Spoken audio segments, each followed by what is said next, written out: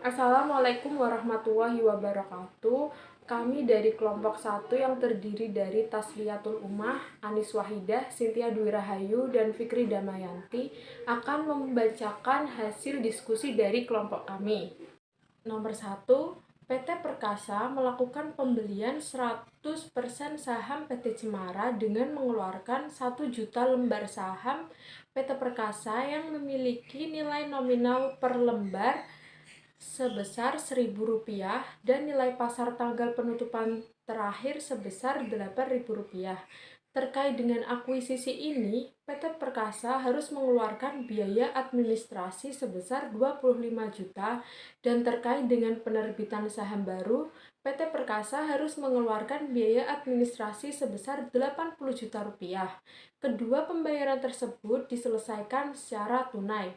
Buatlah jurnal untuk transaksi akuisisi ini dari sisi A. PT Perkasa, B. PT Cemara. Diasumsikan bahwa PT Cemara tetap berdiri dan beroperasi. Jurnal transaksi PT Perkasa.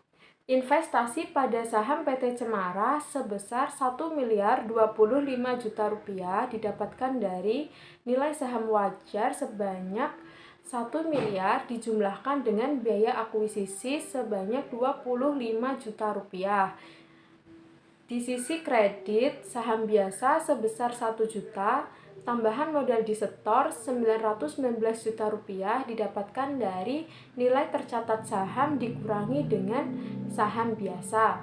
Biaya merger tangguhan sebesar Rp25 juta, biaya pengeluaran saham sebesar Rp80 juta. B.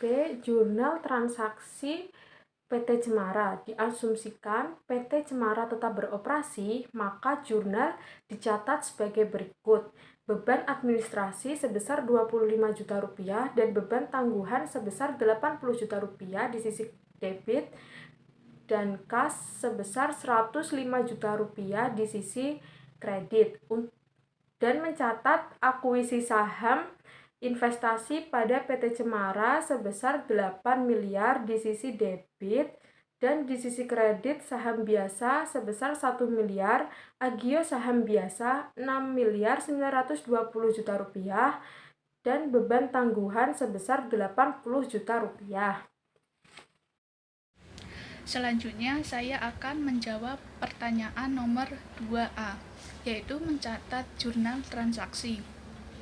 Yang pertama adalah mencatat jurnal transaksi biaya transaksi oleh PT Perkasa. Antara lain beban administrasi akuisisi sebelah debit sebesar 25 juta. Sedangkan kas yaitu pengeluaran di sebelah kredit sebesar 25 juta.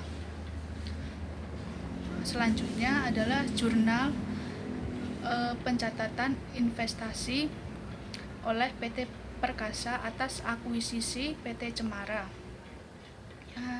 yaitu kas di sebelah debit sebesar Rp600 juta, piutang usaha di sebelah debit sebesar Rp1.350.000, persediaan sebesar Rp1 miliar, tanah di sebelah debit yaitu sebesar Rp1.200.000, mesin dan bangunan di sebelah debit sebesar Rp5 miliar, goodwill di sebelah debit sebesar Rp250 juta. Sedangkan pengeluaran dilakukan yaitu dicatat di sebelah kredit, antara lain utang usaha sebesar Rp1.400.000, kas sejumlah Rp4.500.000, dan wesel bayar sebesar Rp3.500.000. Selanjutnya yaitu jurnal transaksi pada PT Cemara, yaitu ada saham biasa 2 miliar, agio saham biasa 1,2 miliar, saldo laba 3,6 miliar, keuntungan penjualan aset bersih 1,2 miliar, jadi investasi pada PT Perkasa yaitu 8 miliar. Yang ketiga yaitu perolehan yang harus diungkapkan PT Perkasa pada laporan keuangan tahun 2020. Yang pertama yaitu sebelum PT Cemara dibubarkan. Untuk akun yang pertama yaitu aset, terdiri dari kas sebesar 600 juta, piutang usaha 1,5 miliar, perolehan 800 juta, tanah 800 juta, mesin dan bangunan 5,5 miliar, sehingga jumlah asetnya 9,2 miliar.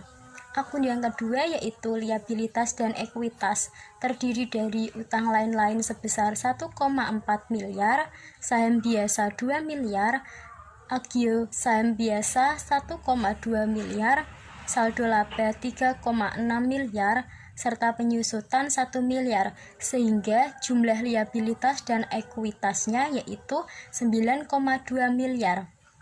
Selanjutnya, setelah PT Cemara dibubarkan, akun yang pertama yaitu aset, terdiri dari kas sebesar 600 juta, piutang usaha 1 miliar 350 juta, persediaan 1 miliar, tanah 1,2 miliar, mesin dan bangunan 5 miliar, goodwill 250 juta, sehingga jumlah asetnya yaitu 9,4 miliar.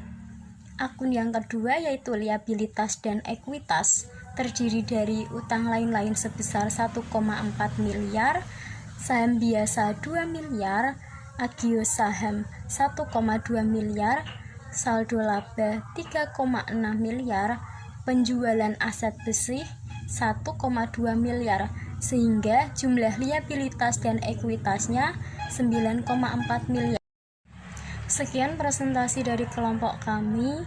Mohon maaf jika masih banyak kekurangan. Terima kasih. Wassalamualaikum warahmatullahi wabarakatuh.